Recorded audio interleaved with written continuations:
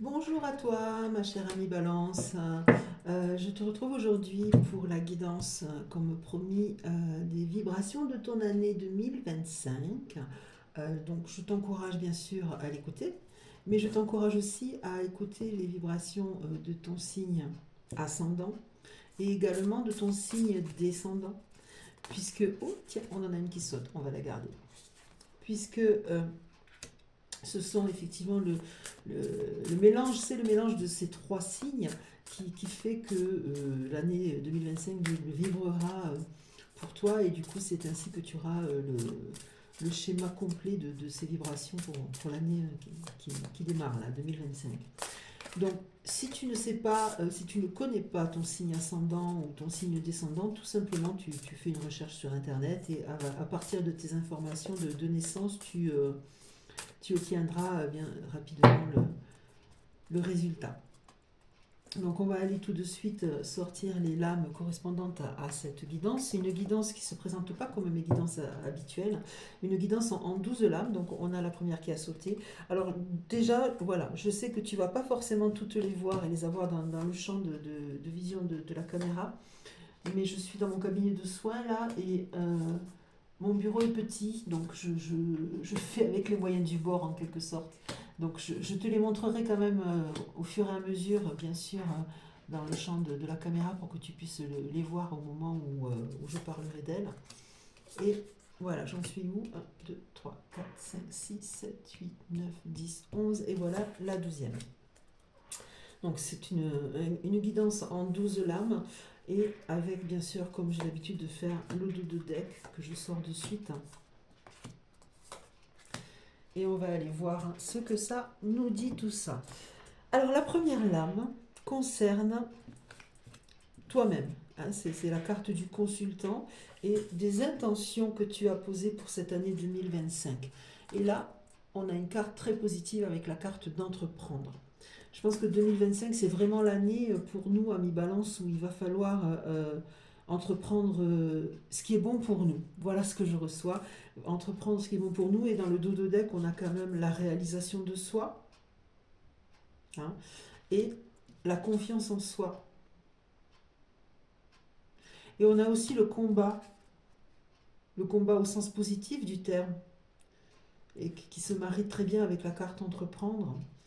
Et puis on retrouve les synchronicités qui sont voilà, d'être à l'écoute de tous les signes que le monde subtil peut nous envoyer pour nous aider et nous accompagner. Donc une carte très positive pour ouvrir cette guidance sur 2025, la carte entreprendre qui va vraiment peut-être résonner sur toutes les autres, on verra. Mais qui fait que soit tu es toi-même dans un projet créatif, professionnel ou personnel, mais quelque chose que tu vas entreprendre ou que tu viens d'entreprendre et que tu vas poursuivre au cours de cette année 2025 pour le mener à sa réalisation et surtout à la tienne, bien sûr. Donc la deuxième carte qui est en lien direct avec la situation matérielle et les gains acquis par le travail, là on a la carte du mouvement. Donc, il est possible que pour certains parmi nous, amis balance, c'est bien tout simplement, euh, il y a un déplacement qui soit prévu, alors peut-être un déménagement parce que mutation professionnelle ou autre, mais l'aspect matériel de ton année 2025 est en lien avec ce mouvement. D'une manière ou d'une autre, je te laisse voir comment ça résonne pour toi. Ça peut être aussi intérieurement un mouvement qui ferait que tu déciderais de changer de voie ou de mettre en place, euh, géographiquement parlant, des choses pour améliorer ta condition matérielle. Voilà. Donc la troisième lame concerne l'entourage proche dans le sens fratrie. Fratrie, donc frère, sœur, mais aussi tes amis proches, ceux que tu considères comme tes sœurs de cœur, tes frères de cœur. Et nous avons l'énergie yang, qui est une énergie dynamique, une énergie puissante, une énergie de vie, qui fait que peut-être que ce début d'année a été remuant à ce niveau-là, c'est ce que je viens de recevoir, et du coup, tu vas, toi, aller mobiliser en toi ton énergie yang pour peut-être régler des problèmes ou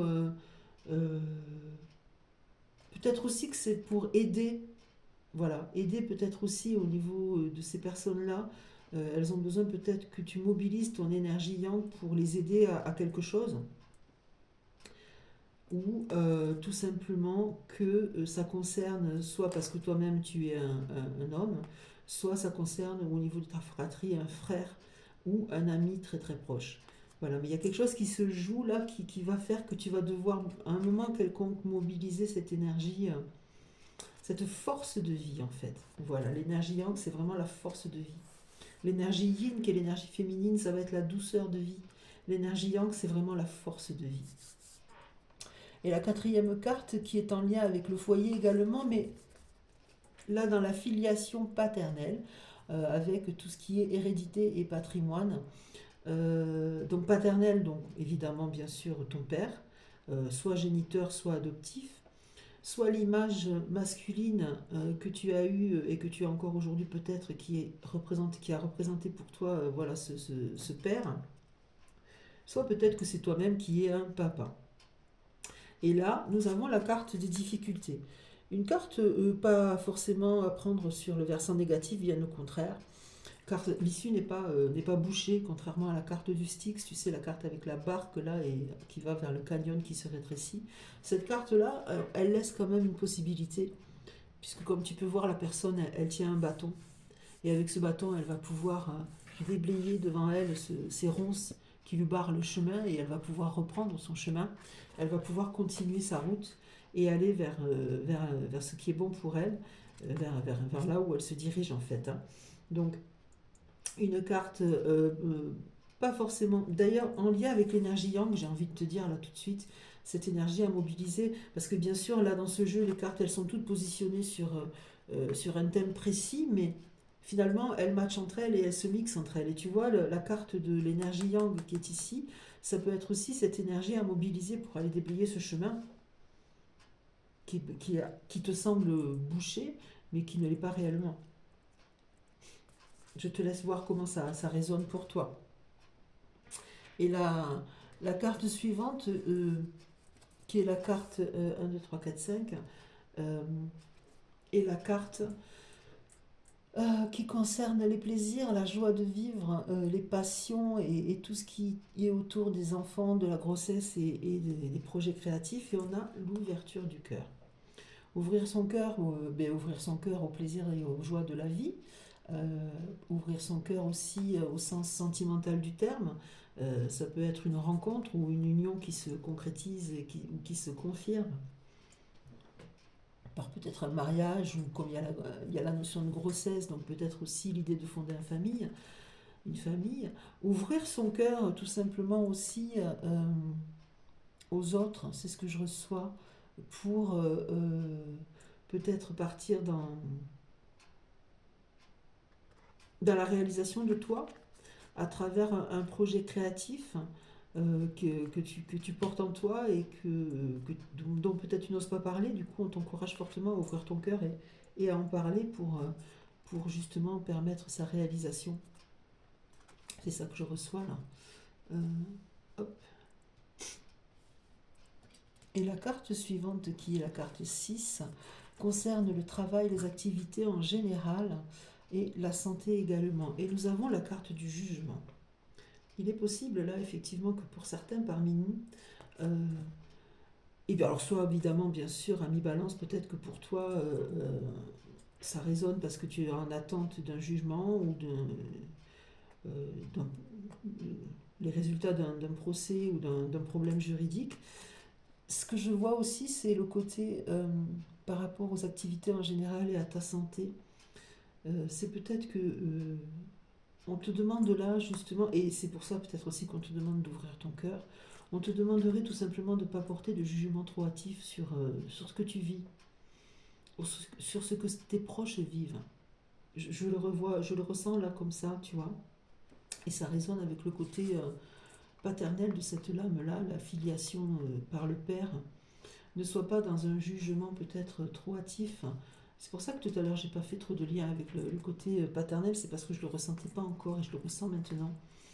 Ne sois pas trop dans le jugement par rapport à cette image du père soit que tu as reçu, ou soit que tu idéalises, ou que tu es en train de renvoyer à tes propres enfants si tu es un homme, soit, voilà, ne te juge pas ou ne juge pas trop durement. En gros, c'est le message que je reçois là. La carte numéro 7 concerne la vie extérieure, les associations, donc ça peut être d'un point de vue professionnel ou autre. Et d'ailleurs, c'est la carte du professionnel qui sort. Donc là, en fait, cette carte, elle est là pour te dire que on te conseille, euh, on te conseille de t'ouvrir au monde et de t'ouvrir aux autres. Donc tu vois, on a encore une fois, je reviens sur l'ouverture du cœur, pour arriver à une réalisation au niveau professionnel. Et je te rappelle que la toute première carte qui est sortie, c'était quand même entreprendre. Hein.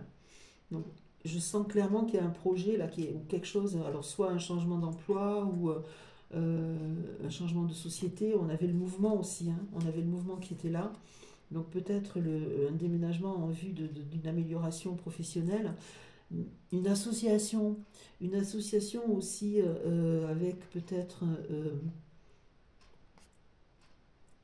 un- une amélioration au niveau professionnel grâce à cette association. Voilà. Après, ça peut être aussi au niveau tout simplement créatif. Peut-être que tu as l'intention de te mettre à ton compte et ça pourrait être à ce niveau-là. L'aspect créatif, ce serait voilà, de créer ton auto-entreprise, quelle qu'elle soit. Et pour ça, peut-être qu'effectivement, il y aura des choses à entreprendre et à mettre en place et des mouvements qui vont se faire, hein, peut-être géographiques ou à un autre niveau. C'est peut-être à ce niveau-là, du coup. Et là, maintenant, on va aller voir la carte numéro 8 qui concerne les transformations profondes et aussi tout ce qui touche à l'héritage et à la sexualité. Et on a la carte du pardon.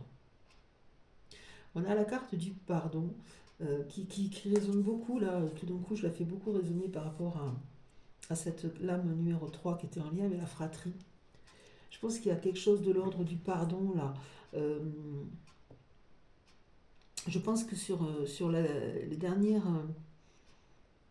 semaines, là, et les premières de 2025, il y a peut-être eu quelque chose qui s'est passé pour toi dans ton entourage très proche. Fratrie, amis, en tout cas, il y a quelque chose qui s'est joué. Et là, il y a une notion de pardon. L'idée, cette fois-ci, souvent je le tourne sur le pardon envers soi. Là, je le vois plus comme le pardon à autrui. L'idée d'avoir l'intelligence de pardonner parce que les gens font comme ils peuvent avec ce qu'ils ont. Et tout le monde n'est pas au même niveau d'éveil peut-être que tu l'es toi. Et du coup, eh bien des fois euh, tu reçois mal peut-être que ce que les autres envoient. Et du coup, et peut-être aussi qu'il faut que tu le reçoives mal, hein, c'est pas du tout ce que je suis en train de dire, je ne cherche pas à t'accabler, mais reste quand même dans le pardon parce que garde toujours en tête que la personne, eh ben, encore une fois, elle fait avec ce qu'elle a. Et ce qu'elle a, ben, c'est pas forcément bienveillant, mais c'est ce qu'elle a. Donc c'est ce qu'elle envoie. Voilà. Donc reste-toi toujours dans le pardon, dans l'ouverture du cœur, dans le pardon, pour justement ne pas toi euh, te charger négativement de ces choses-là. Je ne sais pas si je suis très claire, mais c'est ce que je reçois là. La carte numéro 9, qui est la carte des études du voyage et de tout ce qui touche à la spiritualité, à la philosophie, c'est le cercle qui est sorti. Ce cercle qui peut être représentatif peut-être d'une situation répétitive dans laquelle tu te sens peut-être enlisé. Euh, Quelque chose qui ferait que peut-être tu as envie de bouger, puisqu'on a quand même la carte du mouvement là, et que cette carte elle est en lien aussi avec les voyages, et que donc effectivement peut-être il y a quelque chose qui coince et qui fait que eh bien, tu peux pas trop... tu te sens enfermé et tu as envie de faire voler tout ça en éclats. Donc si tu regardes bien cette carte, comme tu peux voir, ce cercle il n'est pas entièrement fermé. Là ici il y a un coin qui est ouvert et la personne en fait, eh bien, elle a la possibilité de s'échapper ce côté ouvert et sortir de cet enfermement. Et c'est peut-être ça, effectivement, c'est peut-être en ça qu'il y a l'idée de combat. qui empêcherait ce cercle, qui t'empêcherait peut-être de te réaliser. Et c'est cette situation qui tourne en boucle, en tout cas, cette situation dans laquelle tu te sens enfermé, qui tourne en boucle et qui t'empêche peut-être d'entreprendre ce que tu dois entreprendre aussi, et qui donc créerait des difficultés, mais difficultés, encore une fois, qui ne sont pas insurmontables, puisque donc tu peux balayer là, les ronces devant ton chemin, et là tu peux sortir. Donc, garde voilà, ce côté aussi, garde l'espoir, puisque c'est une carte qui est en lien aussi avec ça. Garde aussi à l'idée que euh, tu peux t'élever spirituellement et que c'est peut-être par cet éveil spirituel, ce chemin vers la spiritualité que tu as entamé ou que tu es sur le point d'entamer, qui va peut-être t'aider aussi à sortir de cette situation dans laquelle tu tournes un peu en rond. Et la carte suivante, qui est la carte numéro 10, qui est la carte de la situation sociale et de la famille, mais cette fois-ci par rapport au lien maternel, à la filiation maternelle. Donc ta mère génitrice, ta mère adoptive, la personne qui a incarné l'image maternelle pour toi, ou toi-même, si tu es toi-même une maman, mon ami Balance. Donc cette image, cette notion de filiation maternelle, et la carte qui sort, c'est la carte de l'abandon. Et là, ce que je reçois très très fortement, c'est le fait que il est probable que euh, cette personne qui représente pour toi la mère euh, se sent abandonnée. Voilà. Se sent abandonnée parce que peut-être que même si tu fais toi tout ce que tu es en capacité de faire, elle ne le reçoit pas avec comme ça en fait. Malgré tout, elle se sent abandonnée parce qu'elle n'interprète pas forcément comme toi tu voudrais que ce soit interprété. Elle est peut-être elle-même enfermée dans quelque chose, une situation qui fait que elle se sent abandonnée. Tu vois, le sol pleureur, là, c'est comme s'il était en train de vraiment de l'empêcher de sortir finalement. Et tu vois, je sais pas si tu regardes, voilà, regarde bien, tu vois qu'elle est sous ce sol pleureur. C'est comme si elle pensait que ces branches de sol pleureur étaient des barreaux qui la tenaient enfermée dans cette sensation d'abandon. Et c'est pas le cas, bien entendu. Et il y a comme une incompréhension, en fait. C'est ce que je ressens. Il y a comme une incompréhension entre toi et elle qui fait que tu, euh, tu as du mal à lui faire comprendre que ce n'est pas le cas. C'est comme ça que je reçois cette carte de l'abandon. La carte suivante qui est les relations, les aides, les appuis, les projets et les espérances, une carte positive entre toutes qui est la carte de l'abondance, qui est quand même un signe super positif au niveau des espoirs que tu peux avoir pour cette année. Voilà, donc n'hésite pas déjà à l'accueillir, ouvre ton cœur à l'abondance, hein, à l'accueillir déjà tout simplement en constatant toute l'abondance qui est déjà autour de toi et dont tu bénéficies, hein, parce que souvent on ne le voit pas.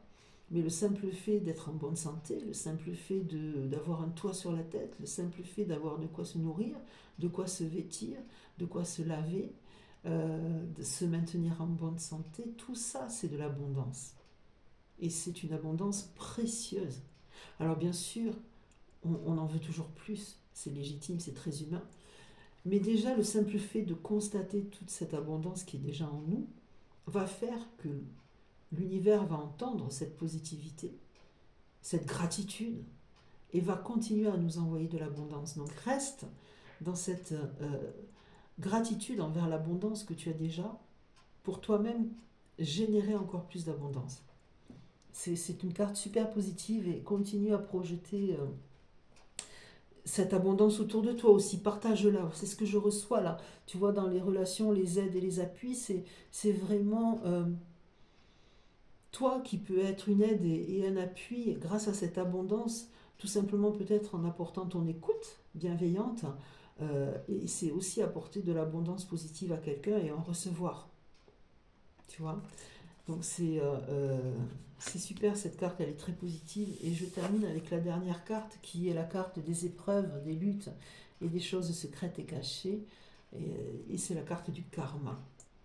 Une très belle carte aussi sur Akasha, qui est là pour nous dire et nous rappeler que euh, tout ce que nous vivons, en fait, eh bien, c'est nous qui avons la clé et qui avons en nous toutes les ressources nécessaires à notre épanouissement, à notre abondance finalement, et à tout ce qu'on souhaite réaliser dans sa vie.